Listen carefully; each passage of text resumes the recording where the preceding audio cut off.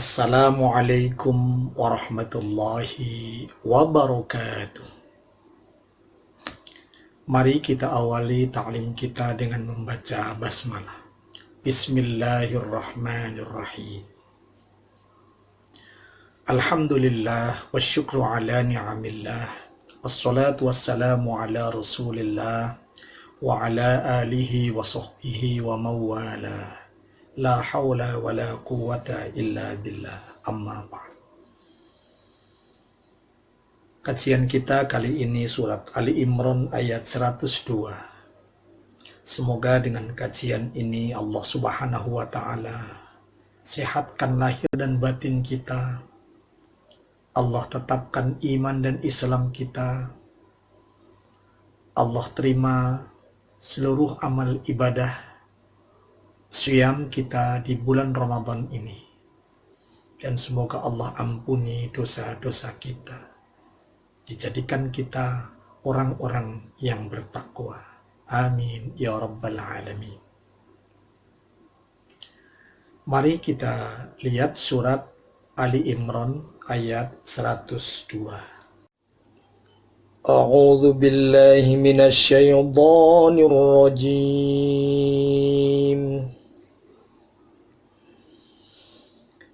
Ya ayyuhalladzina amanu taqullaha haqqa tuqatih wa la tamutunna illa wa antum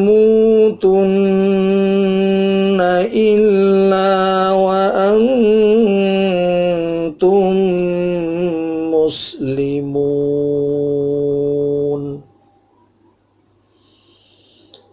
Ya, ini ada ya, fathah berdiri, ketemu alif, panjangnya 2 ketuk. Tetapi setelah itu di sini ada hamzah di luar kalimat. Maka ya di sini panjangnya menjadi 6 ketuk. Namanya mad jaiz. Ayyuhalladzi al, ini ada al ta'rif, aslinya ketemu dengan lam, maka al syamsiyah, haknya tidak menjadi panjang tetapi langsung masuk ke al. Ayyuhal, ada kasroh, zi kasroh, ketemu ya mati, ya-nya sukun, dibaca mad tobi'i, 2 ketuk panjangnya. Amanu, ini a, harokatnya berdiri, aslinya aa, ada alif lagi, namanya mad badal, panjangnya sama dengan mad tobi'i, 2 ketuk. Manut taku, nu itu aslinya mad tobi'i, tetapi langsung ketemu ta bertasydid, maka nu nya tidak panjang, langsung masuk ke ta. Amanut, ya, taqullah sama dengan u, itu juga mad tobi'i, tapi langsung ketemu dengan harfu jalalah, Allah dibaca tafkhim tebal, tasydid langsung masuk. Amanut taqullaha, ini mad badal 2 ketuk. Haqqa tuqa, mad badal 2 ketuk. Tihi, nah ini ha ada kasroh yang hurufnya berdiri, dibaca 2 ketuk, namanya mad silah qasiroh. Haqqa tuqatihi wala, nah ini la ada fathah, ketemu alif, la 2 ketuk. Tamutun, ini ada nun, nunnya bertasydid, ya, nunnya bertasydid, bacaannya gunnah, udara keluar lewat hidung sepanjang selama 3-4 ketuk. Wala tamutunna illa la, nah ketemu alif, fathah, dipanjangkan 2 ketuk panjangnya. Illa wa antum, ada nun mati, nunnya sukun, ketemu dengan ta, namanya bacaan ikhfa.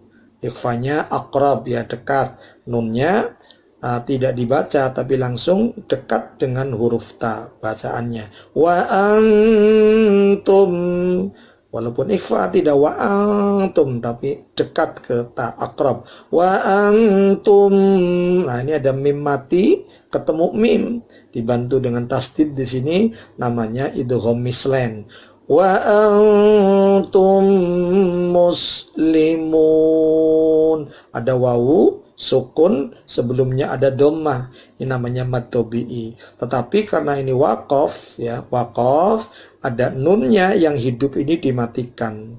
Sehingga bunyinya wa antum muslimun.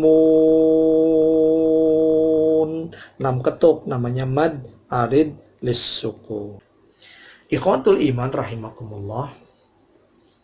Allah Subhanahu wa ta'ala mengingatkan kepada kita, menyeru kepada kita orang-orang yang beriman supaya bertakwa kepada Allah Subhanahu wa ta'ala. Ini sejalan dengan ibadah Ramadan yang Allah perintahkan kepada orang-orang yang beriman agar kita menjadi orang-orang yang bertakwa. La'allakum tattaqun. Di pertemuan sebelumnya kita sudah membahas menurut Umar bin Khattab dan Ubay bin Ka'ab dalam dialog, takwa adalah hati-hati. Takwa adalah waspada. Waspada terhadap lisan kita, waspada terhadap telinga kita, waspada terhadap dua mata kita agar tidak melaksanakan apa yang Allah larang.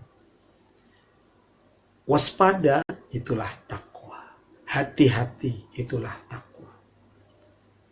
Ibnu Qayyim pernah menyebutkan bahwa takwa adalah menaati Allah atas dasar iman, atas dasar ikhtisab.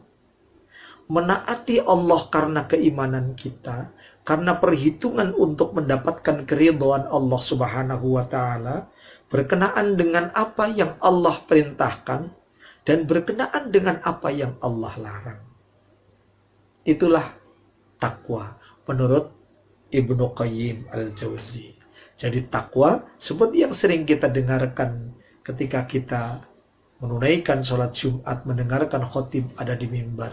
Bertakwalah kepada Allah. Kita laksanakan perintahnya dan kita jauhi larangannya. Ikhwatul iman rahimakumullah. Ada sebuah kisah keberkahan dengan takwa. Dengan takwa kita menjadi berkah. Satu ketika ada seorang anak muda yang berguru kepada seorang syekh. Nyantrilah kepada seorang syekh. Sekian lama nyantri dan kata syekh dirasa cukup. Lalu dikumpulkanlah santri-santrinya, disampaikan kepada mereka. Para santri, kalian sudah saatnya pulang ke kampung kalian masing-masing. Kalian amalkan ilmu yang kalian dapatkan di sini. Bekerjalah kalian. Orang alim akan menjadi hina, tidak memiliki martabat, tidak memiliki izzah, tidak memiliki kehormatan kalau kalian menadahkan tangannya kepada orang-orang yang berharta. Oleh karena itu kalian harus bekerja. Sepulang dari sini, bekerjalah apa yang ayah kalian kerjakan. Tapi jangan lupa, dalam bekerja senantiasa bertakwa kepada Allah. Iringi takwa dalam pekerjaan kalian. Pendek kata, mereka kemudian pulang ke rumah masing-masing. Seorang anak muda lugu menemui ibunya.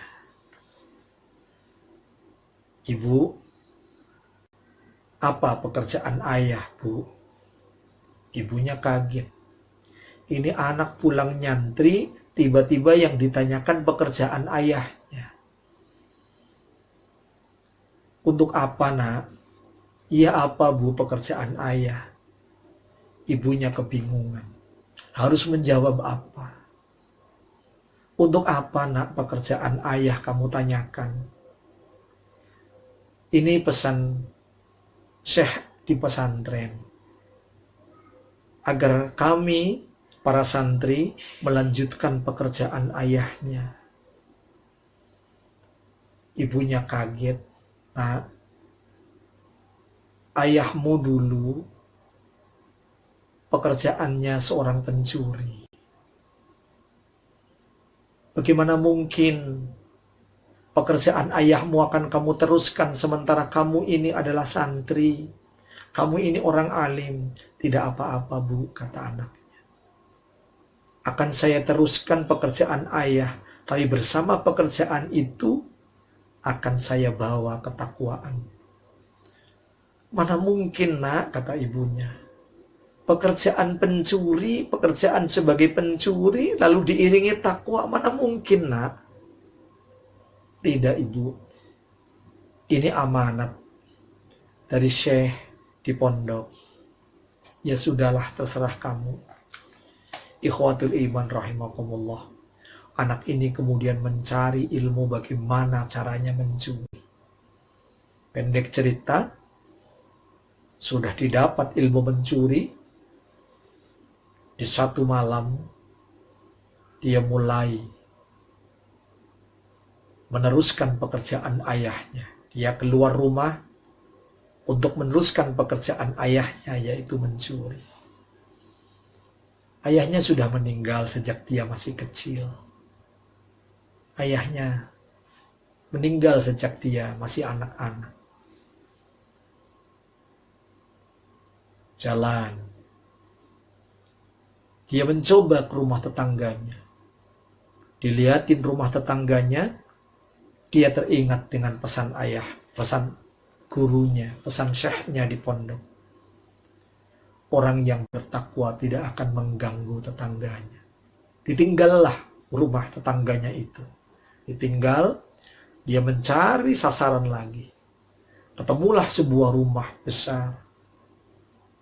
Tapi dia tahu rumah ini adalah rumah anak yatim. Lalu dia teringat lagi akan pesan syekhnya, pesan gurunya di pondok. Orang yang bertakwa tidak akan mengganggu anak yatim. Haram hukumnya memakan harta anak yatim. Akhirnya ditinggal pula rumah ini. Terus berjalan. Ketemulah di satu kampung sebuah rumah besar yang orang-orang mengenalnya. Ini adalah rumah saudagar kaya, pedagang kaya raya, dan sepi suasananya. Mulailah dia menggunakan kunci yang mudah disiapkan. Dia masuk ke rumah itu dengan kunci duplikat. Ternyata rumahnya begitu besar dan gelap. Dinyalakanlah lampu kecil yang dia bawa. Dia cari ke sana kemari lemari. Ketemulah sebuah lemari. Dia buka lacinya. Terkaget-kaget dia. Emas berlian begitu banyak di laci itu. Tergoda dia untuk mengambilnya. Akhirnya dia teringat pesan syekhnya, pesan gurunya di pondok. Saya harus membawa takwa dalam pekerjaan saya. Akhirnya dia teringat, jangan-jangan si bapak ini belum menunaikan zakatnya. Akhirnya dia hitung itu emasnya. Ada berapa kilo emas yang dimiliki oleh syekh ini. Kemudian yang dimiliki oleh orang kaya ini. Kemudian dia hitung. Kemudian dia hitung 2,5%-nya dia pisahkan. 2,5%-nya dia pisahkan untuk menunaikan zakat. Dihitung kesana kemari. Tiba-tiba pagi menjelang, fajar sudah menyingsing, subhanallah, saya belum sholat. Akhirnya dia ke belakang dengan menggunakan lampu. Dia ambil air wudhu. Saya sholat dulu. Dia sholat sunnah. Tuan rumah terbangun. Begitu bangun bapaknya kaget. Loh, kok ada lampu? Didekati. Tiba-tiba, loh, kok ada orang di sini? Lalu ditanya, "Hai, kamu siapa? Kamu mau mencuri ya?" Anak ini dengan penuh tenang menyampaikan, "Bapak, jangan marah-marah. Ayo kita sholat bersama. Bapak sebagai tuan rumah, Bapaklah yang berhak untuk jadi imam. Dengan penuh ketakutan, karena tuan rumah ini khawatir si pencuri ini pasti membawa senjata. Dia nurut saja apa yang disampaikan oleh pencuri tadi, si anak muda ini. Dia ke belakang, dia ambil wudhu. Dia masuk, kemudian dia sholat bersama-sama. Jadi imam dia. Setelah selesai, "Nak, sebetulnya kamu ini siapa? Kamu mau mencuri ya?" Dijawab oleh si anak muda ini, "Bapak, saya datang ke sini memenuhi perintah syekh guru saya di pondok pesantren." Akhirnya dia cerita.